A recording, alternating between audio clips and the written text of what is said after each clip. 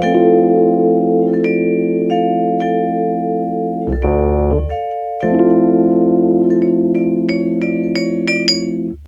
everyone, welcome to another Sounds Profitable Product Deep Dive.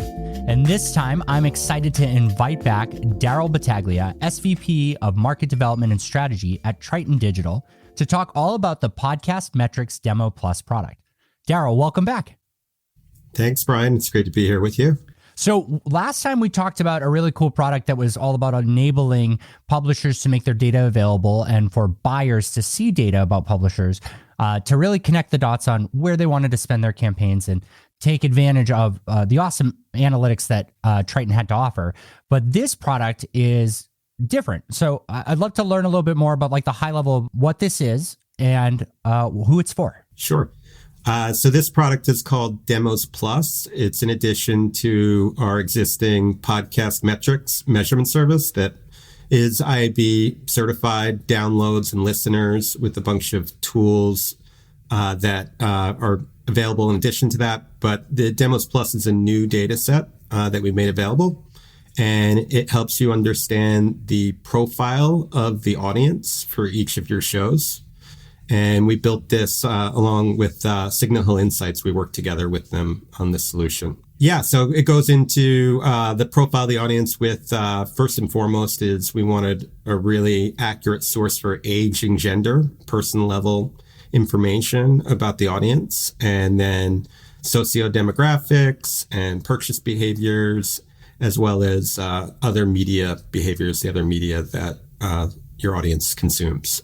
And so it can be used by publishers to help understand their audience, as well as to help sell sponsorships, but it can also be made available to ad agencies and brands to make purchase decisions to determine where do they want to advertise. That's really neat. I mean, so much of podcasting is based off of augmenting the IP address and using data sets that are really core to digital advertising, right? Not that podcasting isn't digital, but like mainline display, video, streaming audio, connected TV, all of that, right? And the problem there is that they're basing it off of other data sets, right? They're not just using IP and user agent, they're using first party data. They're using still in some regards, device ID and cookies.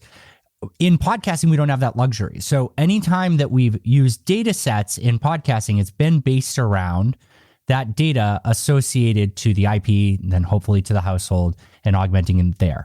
It's directional. I don't think it's the best thing there is, but recently, and it feels like probably in the last year, podcasting has realized truly the power of surveys to create data sets that can augment show level data and listen level data and really provide another view. So this isn't like a Nielsen segment. This isn't like what we've seen before with LiveRamp and when we do like real-time targeting based on the IP address. This is Signal Hill, which is a survey company and does campaign survey and structural surveys for a lot of companies in podcasting radio. This is a data set that they've created with you. Is that correct?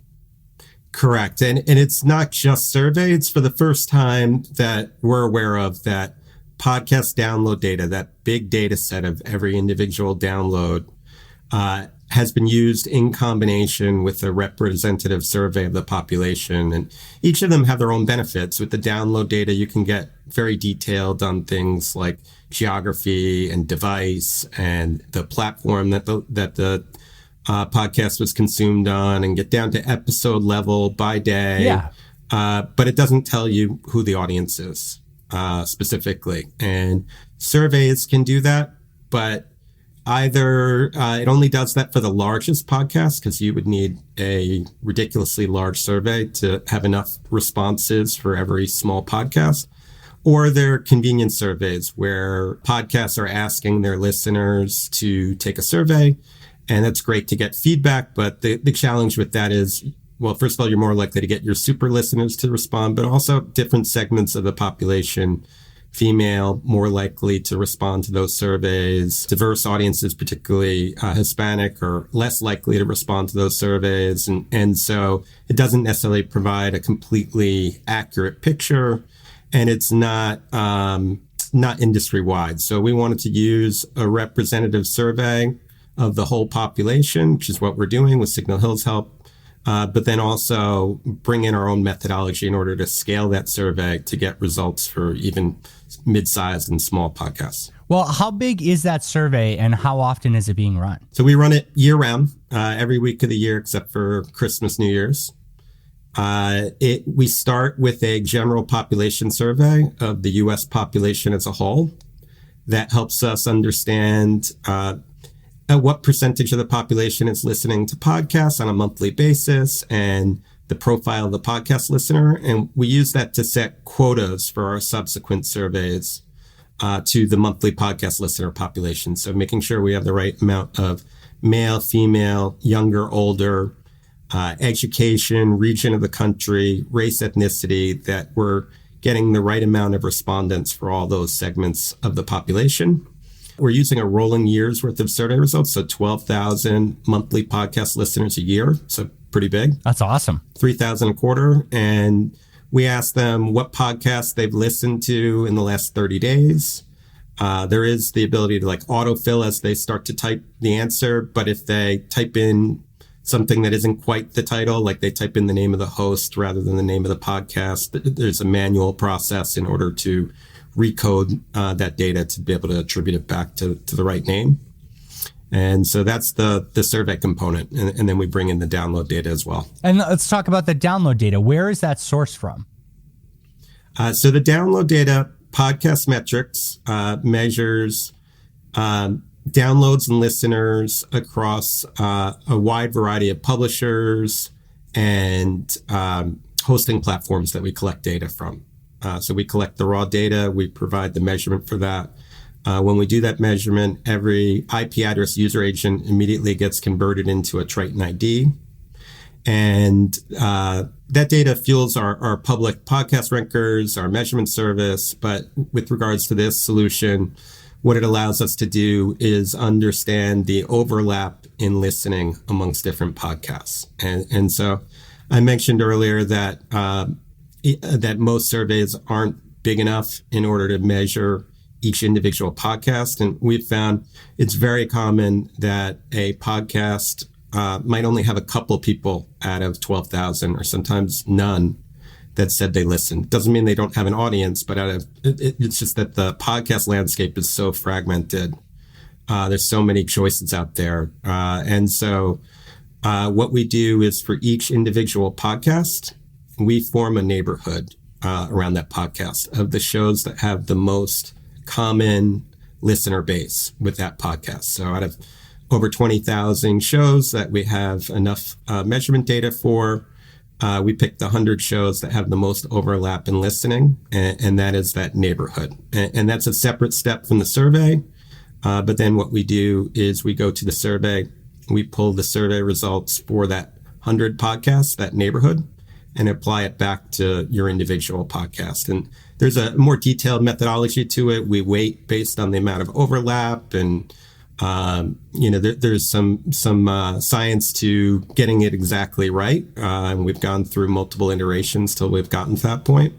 But that's the general idea, is that the neighborhoods from over 1 billion downloads a month that we measure from Podcast Metrics, that helps to scale up the survey by pulling in the other shows that have a similar audience to your show and pulling that into the results. Gotcha. And so that means that the 100 isn't just like a nice round number that you guys decided to do. It's more the fact that you figure that if it is the furthest show away in the neighborhood that can then match to the survey data, there's enough weighting going on that you can make sure that it still applies to some regard to that show on the other side that's in your platform. So this is an augment available to people using your platform, right?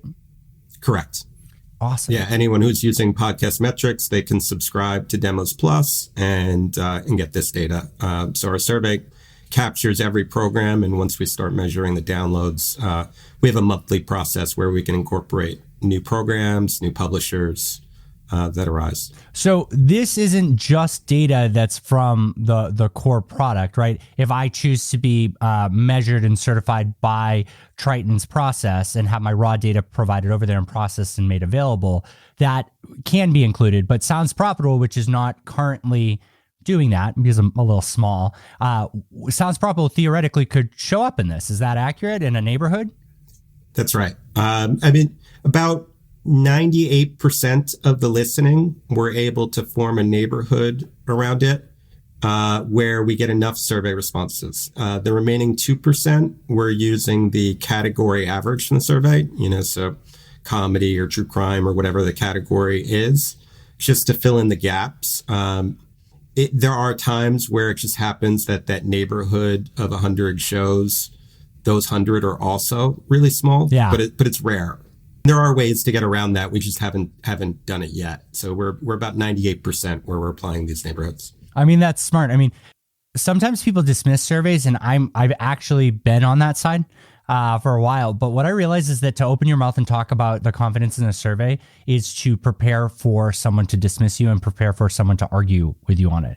I think that surveys truly discard and weight heavily to make sure that things are accurate, more so than standard pixel-based attribution and identification and augmentation of, device graph compared to IP address, because there's a strong methodology from surveys outside of podcasting that has already taught us that, like, you have to be confident. You have to have a really strong threshold. So while this is new and it's exciting, I think the best part here is that this isn't just one data set. This is absolutely something that can be applied to any podcast in the space, like you said, unless you fall into that 2%, but even still categorically. And it's third-party verified. Like, Triton is a fantastic, great technology company. Triton's part of iHeart. And I think that by working with Signal Hill here and combining your data that you're gathering and Signal Hill's survey, and Signal Hill has a great reputation in the space, this is an awesome new way to look at it. And it feels like we're starting to move towards a world of almost first party acquired data in podcasting that can be vetted and can be valuable for people to action on. So very, very exciting to see this from Triton. Anything else you want to say before we dig into like how the data is displayed and how to go through it?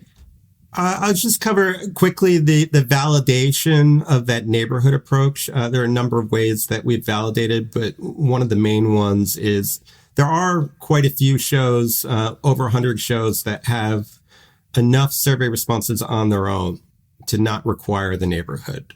So what we've done for those shows is we've compared the survey results, the profile of the audience based on the survey results for that big podcast only. And then we compared that against the survey results for the neighborhood that we built around those shows. And what we've found is that the results are very, very closely aligned. So we produce these graphs and we review it one by one with each new release of the data. And the results are very close. And when you're dealing with so many podcasts out there, a neighborhood of 100 is actually a really tight niche of podcasts driven by the data that show that there are a group of podcasts with a very common audience, and that adds to the data that you can make use of. That truth set mindset is really smart, right? The fact that there are some shows that do not need that neighborhood, but you still use it to test against is really powerful. How often do you test against that for accuracy and for optimization? Our primary releases are every quarter. So we process the survey results every quarter. Like I said earlier, we have a process to add new shows every month, but primarily it's every quarter. And so we do an extensive, like, multi-week review of the data during that time period. And we have everything from broad macro level analyses to looking at different types of shows and individual shows to try and make sense of it and make sure everything is working the way it should. And this product is just now like live. But it's been active for about a year now, right? Right. We launched the survey in April of 2021. We released it on a beta version in the fall to our clients. And now it's, fully live in the market. And this month, in a couple of weeks, we have the fourth quarter of our survey. So we'll officially be up to the 12,000 survey responses that we'll have ongoing. And just to be clear, at this point, this is USA only. We're looking into other markets, but that's where we started. But based on the fact that it is survey data, this becomes far easier to apply to other markets than, say, like a device graph based on IP address, right? Right. So sometimes a device graph isn't even available in other markets that you can use, or a DMP data set. So this is a solution that will stand up. It does cost money in order to produce, but it is a solution that will stand up in any market. We're just doing evaluations of like the sample size requirements for a smaller market and the effect that a smaller population has on the neighborhoods, and all those different stress tests to understand how it will scale for different markets. But the cool part about how you're marrying your digital data, the IP and the user agent, and all the augmentation that you're doing internally without any third party, and marrying that to a neighborhood and to surveys, that makes it actionable. This is the type of data that if it grows and people continue to find value in it, this could be something that you theoretically could target off of. It could be a podcast first segment that's available for programmatically targeting. It could be something that's used to represent inventory in different countries or shows in different regions.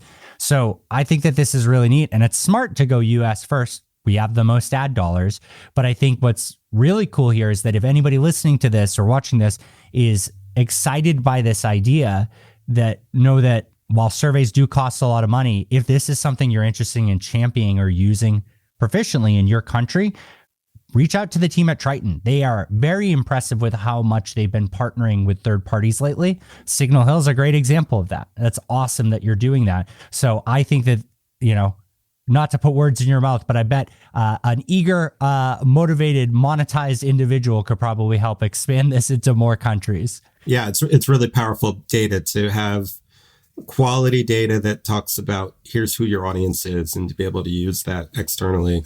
It's definitely powerful. Yeah. And the last question I have on that is, as we're approaching the fourth quarter and you've tested the truth set 4 times now, obviously the first couple of times, I assume that there's probably bigger improvements. You learned, you had more data, you were more actively doing it.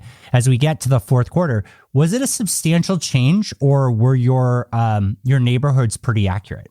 The neighborhoods definitely made sense. I mean, you look across show after show in the neighborhoods and you're like, yeah, that makes total sense. Right-wing news podcasts all kind of grouped together, true crime or horror, or it goes on and on. The neighborhoods made complete sense. That was based on, like I said, over a billion downloads a month that we measure. The survey, it did work at 3,000. It works better with a larger, it gets even more precise, but it did work at 3,000. We did learn, though, working with Signal Hill, improvements on the margins. We saw, edge cases where things didn't work as well. And so we made adjustments for that. The weighting, to weight a neighborhood, to count the show that has the most overlap more, and to count a show with less overlap less. Those are some of those more minor tweaks that we made just to further refine the approach. That's great. And it's so refreshing to hear you talk about it publicly. I think that with new data and new ways to look at data in podcasting, the companies that are comfortable speaking about their process, their improvements, and making that really visible to the partners that they're working with are going to be the ones that succeed, because transparency is really important in advertising. And I think in podcasting, we've definitely assigned that as a top priority. So very excited to see you so willing to talk about all of that.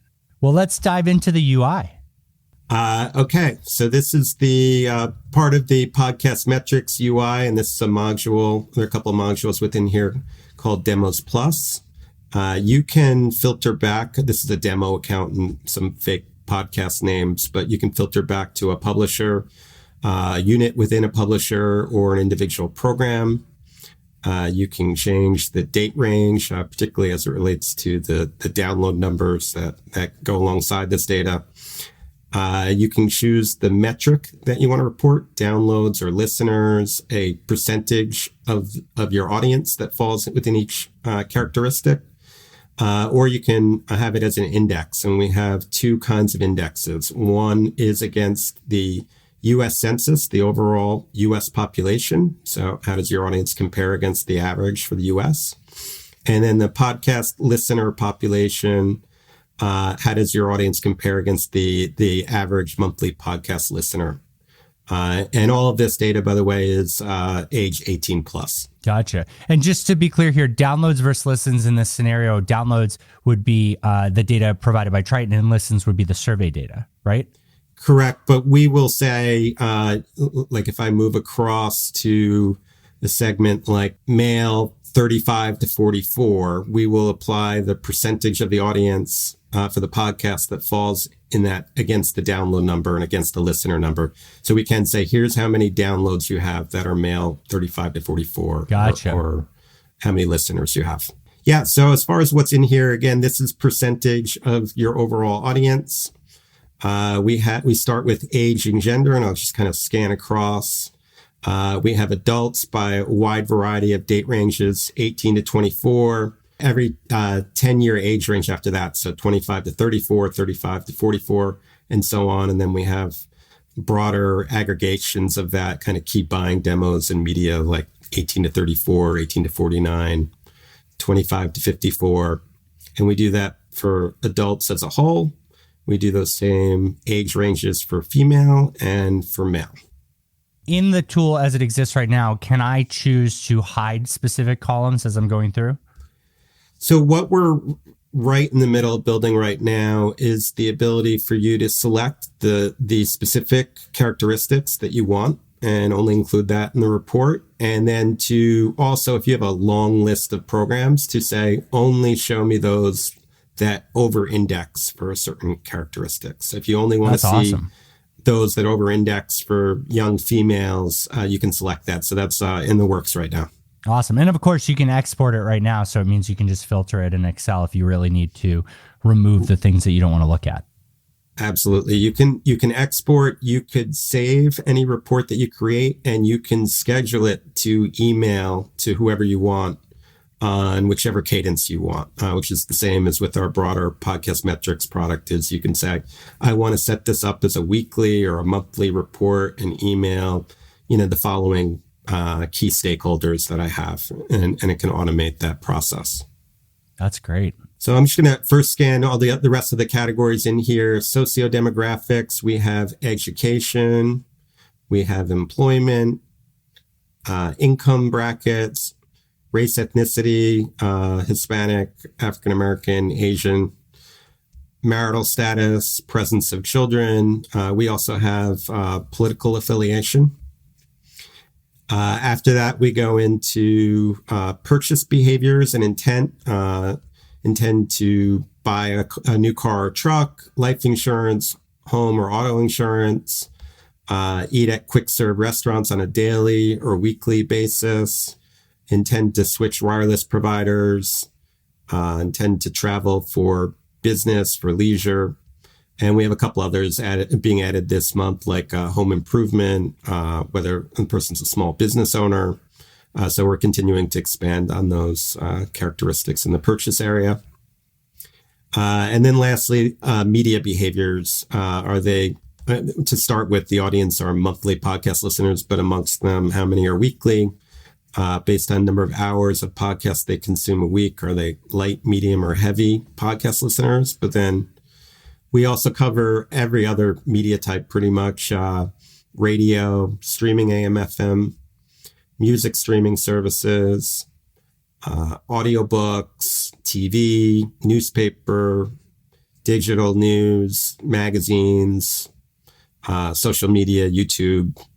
So help to understand, like, what else do your listeners, what else do they consume from a media perspective? And that can also help tell an advertising story, like, my audience is hard to reach on other media types, so you need to advertise in podcasting in order to reach them.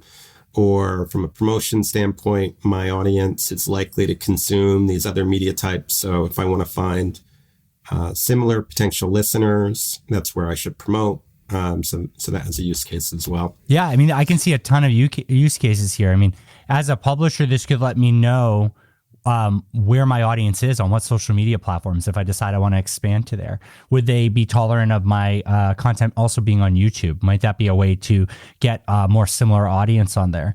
And like you just said, like the availability of it, if they're not using those other channels and my audience is desirable already for intent to purchase trucks, right? The right income value, the right intent to purchase. And then in that situation, I can show that they don't have a high overlap with other channels.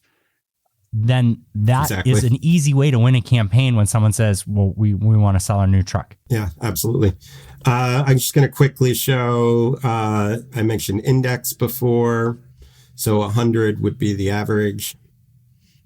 And you can see in this case, we have a podcast that it over indexes for male, under indexes for female. If I pulled up the category, that's a sports podcast example.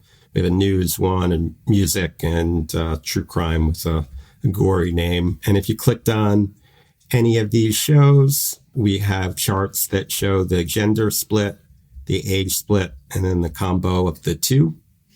And then we have some charts that show which segments of the population most over-index for your podcast by demo, by socio demographics, by purchase behaviors, and by media behaviors. Here are the ones that where your podcast pops the most, stands out the most. That's great. And now, I mean, all these pieces of visual presentation are awesome. And so is the reporting and chart over there. Will there be a feature in the future that allows me to build kind of like a one-sheeter with this information? Yes, that's on our roadmap to be able to put this into a one sheet. Obviously, it's not a requirement, but it's an option that we want to provide. The other thing that we want to do that we're working on now is the ability to aggregate shows. So you can use this data and say, here's a group of my podcasts that have a common audience, and I'm going to what we call lineup. I'm going to package them together. I'm going to put a name behind it and save it. And it will calculate what's the combined audience profile for any grouping of shows, either kind of like a pre-canned report, but also dynamically on the fly. Let me look at the combined profile of these three shows. So the concept of selling shows together that have a common audience is something that we're working on supporting. Well, as networks continue to grow and they need to try and get people to buy network wide, or they add more shows in and they're trying to extend the campaign and make sure that they're able to successfully deliver on it for the targeting, something like this validated by Triton and Signal Hill adds a lot of credibility to that. When you combine shows, will it show overlap between the different shows? Will it help you identify how much the overlap is between all of the individual shows in there? We have data today that works dynamically. And when you're running listeners along with the download data, and if you run a report and you break out two shows separately, it will show the listener counts individually. But if you run a report where those two programs or more than two programs are combined into one row, it will automatically deduplicate that audience, eliminate the overlap. So we have a way to see the overlap today. That's on a listener basis, which is a little different than saying, here's the overlap in the demographics of the audience. But yes, we do support that today. I probably could continue to expand on that as well. Very cool. Yeah, and the last thing I want to show, we do have the survey results as well. So we added a module to show what the reach is of the top 500 podcasts, both in the past quarter of surveys that we did, as well as the past year. So this is what percentage of the population listen to each individual show, or say they listen to each individual show. And like I said, we have the top 500 to start with. And so that's kind of like an additional feature that comes along with Demos Plus. That's really exciting to see. Like some of them stay very, very much the same. And some of them have jumped a little bit. Crime Junkies looks like it's got a nice little jump there. So that's interesting. I like how you're presenting all of this. I think that this is a new thing for podcasting. I think this is marrying surveys with digital. I think it makes it actionable for both a publisher and an advertiser. And this is just the start. I mean, Triton is set up for this to be targetable data if there's interest in it there, for it to expand outside the US. I truly would encourage everybody to get a demo of this directly or try it out and see how they can apply it, because we have so many data sets that are being pushed on us from other industries that are not actionable. And while there is tons of survey data in podcasting, a lot of it is high level representative. It can be about your show, like you said earlier, or it can be about the whole industry, but it's hard to get something that can be applied just like this and augmented like you're doing it. So I'm a big fan of this. I hope in the next year we see this as a norm. I hope we move away from buying data from outside the industry, because this feels like the data augmentation closest to, say, contextual, say, identification of what the show is and the value there. And that's the truth about podcasting, right? It's not necessarily about the individual user on their own in a silo, ignorant of the content, but it is taking into account who they are when they listen to that content. And that's what this tells you. Absolutely. And we're just embracing all the different data sets that are available to try and tell a more complete picture about the listening to each podcast and how that can be applied. That's fantastic. Well, Daryl, thank you so much for walking me through this. We're going to put an end card up that's going to tell you all about how to find out more, get a direct demo, and reach out to Daryl. And I really hope you check this out. I truly believe that in the next year, we're going to hear more and more about Triton's product here and more companies really taking this level of data seriously. So thank you for presenting this, Daryl. Thanks so much for letting us show up. Appreciate it.